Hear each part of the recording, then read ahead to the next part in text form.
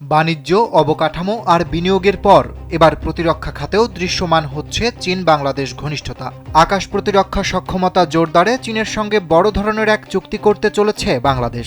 সেই ধারাবাহিকতায় অচিরেই দেশে স্থাপন হতে যাচ্ছে সামরিক ড্রোন উৎপাদন কারখানা। আপকামিং এই প্রকল্পের মোট ব্যয় ধরা হয়েছে ৬০৮ কোটি ৮ লাখ টাকা। তবে এই প্রকল্প বাস্তবায়ন করতে অর্থ মন্ত্রণালয় কিছু বিশেষ শর্ত আরোপ করেছে, আর এই শর্তেই অর্থ মন্ত্রণালয় প্রস্তাবটি অনুমোদন করেছে বলে জানা গেছে।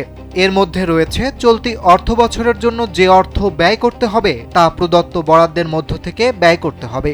এই কেনাকাটা বাবদ চলতি অর্থ বছরের বাজেটে বাড়তি কোনো বরাদ্দ চাওয়া যাবে না। এছাড়া আগামী অর্থবছর থেকে ২০২৮-২৯ অর্থবছর পর্যন্ত প্রয়োজনীয় অর্থ বিমান বাহিনীর জন্য সংশ্লিষ্ট বছরগুলোর বাজেট সীমার মধ্যেই সংকুলান করতে হবে। অর্থ ব্যয়ের ক্ষেত্রে প্রচলিত আর্থিক বিধিবিধান ও নিয়মনীতি যথাযথভাবে প্রতিপালন করতে হবে এবং উল্লেখিত ব্যয় এলসির মাধ্যমে সম্পন্ন করতে হবে। প্রস্তাবিত চুক্তি ব্যতীত এই অর্থ অন্য কোনো খাতে ব্যয় করা যাবে না বলেও উল্লেখ করেছে অর্থ মন্ত্রণালয়।